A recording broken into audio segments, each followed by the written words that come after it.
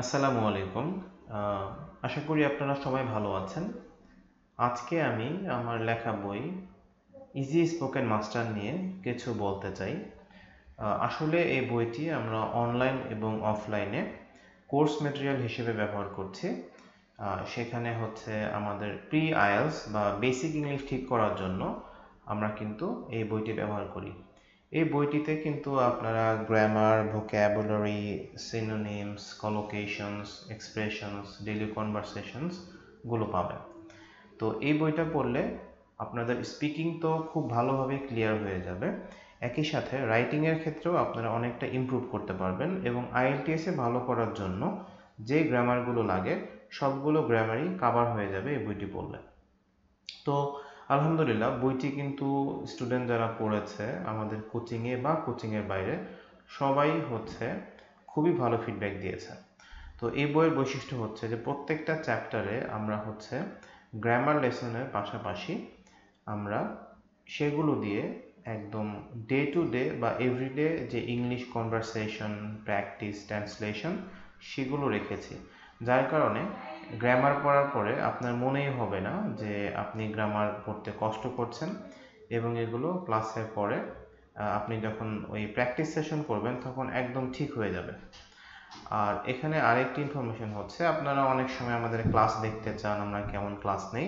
তো তাদের উদ্দেশ্যে বলি যে আমি এখন ক্লাসটি যেভাবে আপনাদেরকে বোঝাচ্ছি আমরা চেষ্টা করি অফলাইন এবং অনলাইনে একইভাবে ক্লাস নেওয়ার জন্য।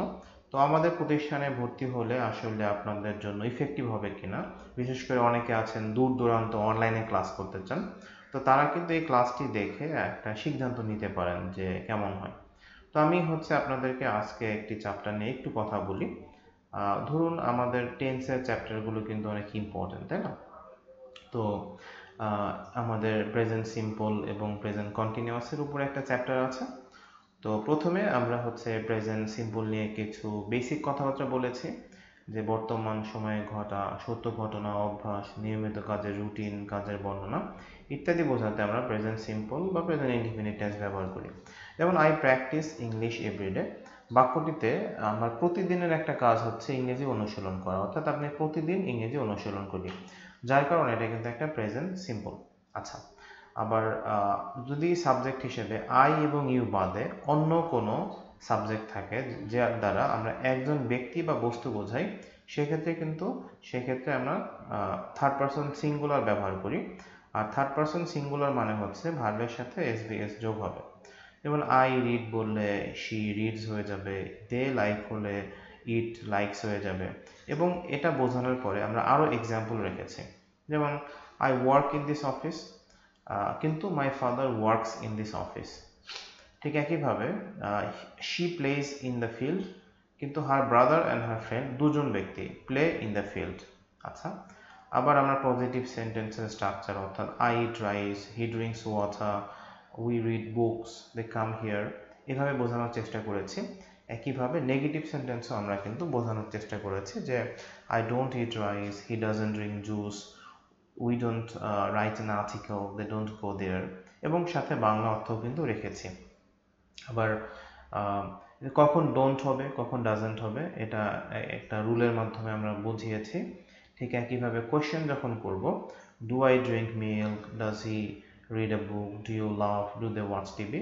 তো এখানেও ব্যাখ্যাটা আছে যে প্রেজেন্ট সিম্পলে অর্থাৎ কোনো কিছু করি, যাই, খাই, এগুলো দিয়ে যদি আমরা প্রশ্ন করি, আই, উই, ইউ, দে ইত্যাদি থাকলে আমরা ডু বসাই, এবং he, she, it, Tamal third person singular থাকলে আমরা ডাজ বসাই।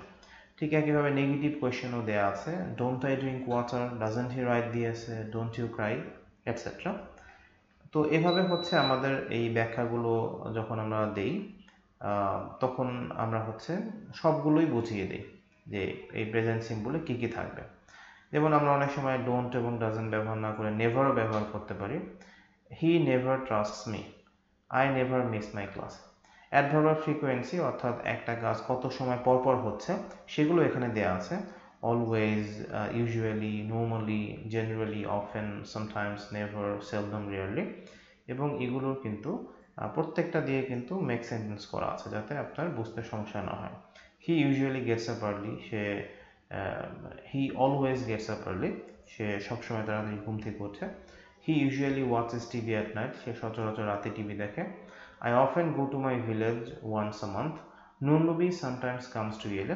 তো এভাবে আমরা কিন্তু প্রেজেন্ট সিম্পল খুব অল্প কথার মধ্যে যেটা যেটা আপনার বুঝতে হবে, না বুঝলে নয়, সেগুলো দিয়ে কিন্তু প্র্যাকটিস বেশি রেখে, দেখুন অনেক বেশি প্র্যাকটিস রেখেছি, এভাবে বোঝানোর চেষ্টা করেছি। একইভাবে প্রেজেন্ট কন্টিনিউয়াসের ক্ষেত্রেও যেই কাজটি হচ্ছে আপনি করছেন, এই মুহূর্তে করছেন, সেই ক্ষেত্রে কিন্তু আমরা প্রেজেন্ট কন্টিনিউয়াস বলি, তাই না? যেমন I am eating, he is running, we are লাফিং, they are reading, I am not drinking water, negative sentence, he is not walking, we are not crying. আবার হচ্ছে আমরা কোয়েশ্চেন করার ক্ষেত্রে কিন্তু am I eating, is he running, are we লাফিং, are they reading, এভাবে আমরা ব্যবহার করি। নেগেটিভ কোয়েশ্চেন করার ক্ষেত্রে am I not drinking, isn't he walking, এভাবে আমরা ব্যবহার করি।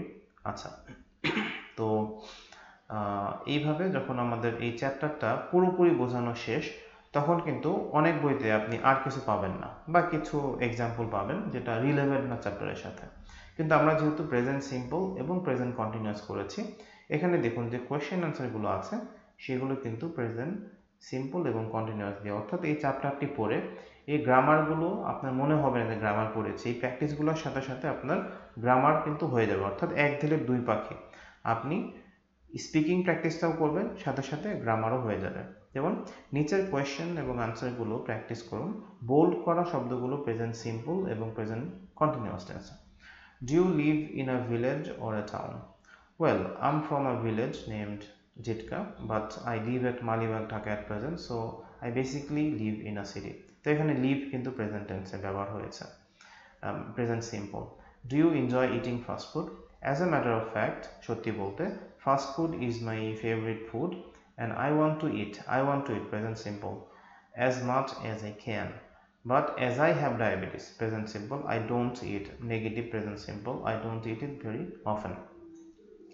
Why are you learning English at ELA?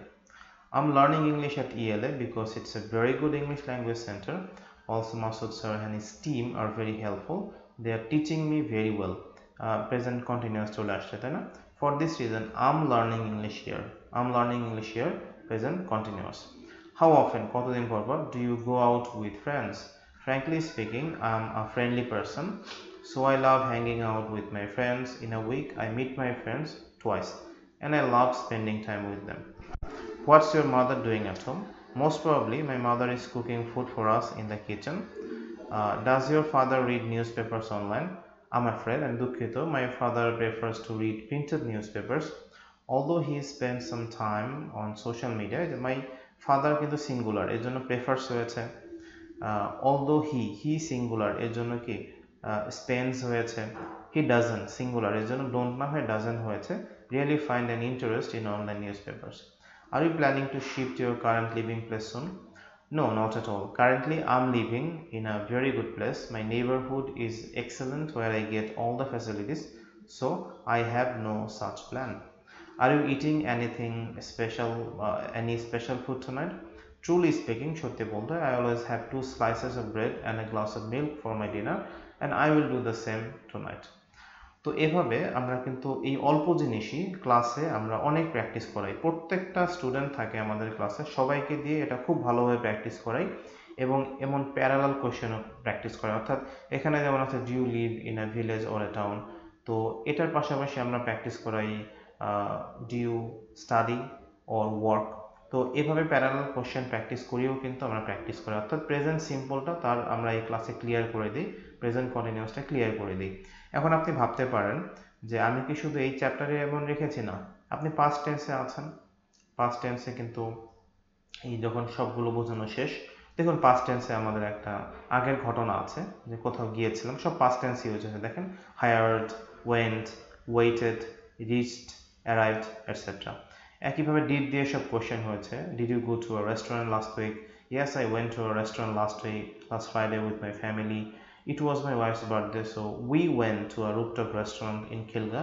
We ate delicious food there. প্রত্যেকটা চ্যাপ্টারেই কিন্তু এভাবে দেয়া আছে। একইভাবে ফিউচার টেন্সে যদি আসেন, ফিউচার টেন্সের শেষেও কিন্তু অনেক সুন্দর এক্সপ্লানেশনের পরে আমাদের কিন্তু এভাবে একটা কনভারসেশন আছে ফিউচার টেন্সে। আমি আগামী 5 বছরে কি করব সেটা কিন্তু ফিউচার টেন্সে আছে। Will complete, will apply, will go. হ্যাঁ, এবং কোয়েশ্চেন অ্যান্সারও কিন্তু আছে, যে হচ্ছে how long will your father stay in India, আর Bangladesh going to win the world cup T20, প্রত্যেকটা চ্যাপ্টারে কিন্তু এগুলো আমাদের দেয়া আছে। তো এই বইটি পড়লে আপনারা আশা করি গ্রামার কিভাবে শিখবেন এটা বুঝতেই পারবেন না, কিন্তু আলটিমেটলি হয়ে যাবে। একইভাবে দেখুন এখানে প্রিপোজিশন অফ টাইম আছে, তো প্রিপোজিশন অফ টাইমটা যখন খুব সুন্দরভাবে আপনাদেরকে আমি বোঝাবো, তারপরে কিন্তু এই যে এখানে প্র্যাকটিস সেশন আছে যে কোনটার ক্ষেত্রে কি হবে, এবং এখানে দেখেন আমাদের কোয়েশ্চেন অ্যান্সারও আছে, সেটাও প্রিপোজিশন নিয়ে। দেখুন এখানে একটা কনভারসেশন আছে, what time do you attend the class, I always come to the class at 10 o'clock, অর্থাৎ ক্লক টাইমের আগে অ্যাট বসে, এটা আপনি শিখেছেন, এখানে অ্যাপ্লাই করলেন।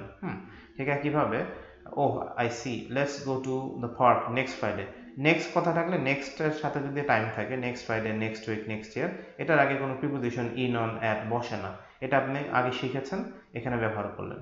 I am afraid no I don't come on Friday, on Friday, তো ফ্রাইডের আগে কিন্তু অন বসে, তাই না?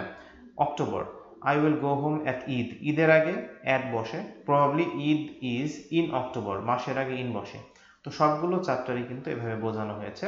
তো এইভাবেই আমরা ক্লাস নিই, এভাবেই আমরা ক্লাসে প্র্যাকটিসের মাধ্যমে আমাদের স্টুডেন্টকে তৈরি করি। এর জন্য যেটা হয় যে তাদের রাইটিংটা নির্ভুল হয়, কারণ তাদের গ্রামারে কোনো প্রবলেম হয় না, এবং স্পিকিংটাও কিন্তু তারা সুন্দরভাবে বলে, মার্ক বেশি আসে। তো আশা করি আমার এই ক্লাসটি আপনাদের ভালো লেগেছে, এবং আপনারা যদি কেউ আমার সাথে অনলাইনে ক্লাস করতে চান বা অফলাইনে ক্লাস করতে চান, আমি যে ক্লাসটা নিলাম এভাবেই আমি চেষ্টা করি ক্লাস নিতে, স্টুডেন্টদেরকে দিয়ে অনেক বেশি প্র্যাকটিস করাতে, তাদেরকে ইন্টারঅ্যাক্টিভ রাখার জন্য। তো আপনার সিদ্ধান্ত নিতে সুবিধা হবে যে আদৌ আমাদের সাথে ইংরেজি আপনি শিখতে পারবেন কিনা।